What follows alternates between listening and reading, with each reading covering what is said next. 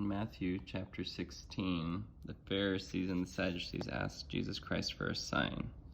So verse 1 says, "The Pharisees also with the Sadducees came, and tempting desired him that he would show them a sign from heaven.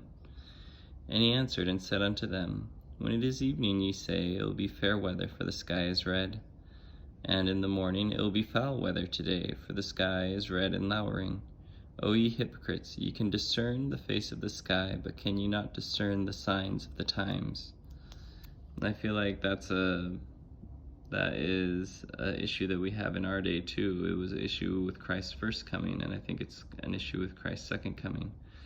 There are lots of signs of the times happening, and yet there are people who want a sign. So some of the signs of the times that I feel like are happening, and you can disagree with my interpretation, is that there's lots of scriptures talking about the earth burning as an oven. And I live out here in the West. We've had unprecedented heat waves, you have global warming, and we have wildfires.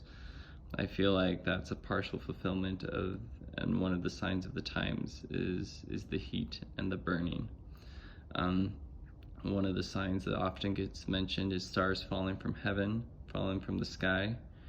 And I think that that's also happening. We have lots of light pollution, and so we can no longer see the stars in the sky that people used to be able to see when they looked up at the night sky. And it's as if the stars are disappearing from the sky. That Israel will be gathered is another sign of the time, the gathering of Israel. And you can interpret that as the formation of the nation of Israel after World War II, or you could also interpret it as people joining the people of God or falling away through proselytizing and missionary work. There's also the sign of wars and rumors of wars, earthquakes and pestilences.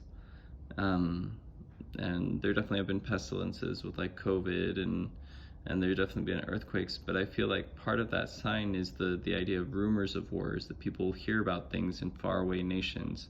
When the people in the scriptures were talking, they didn't have the information technology that we have, the media that we have, and so if there was a war in a distant country, they never heard about it.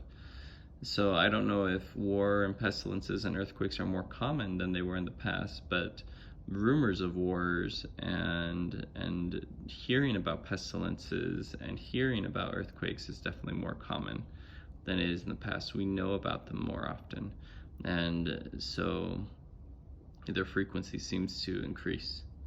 So the second coming is coming, and as you read the scriptures, you can discern the signs of the times.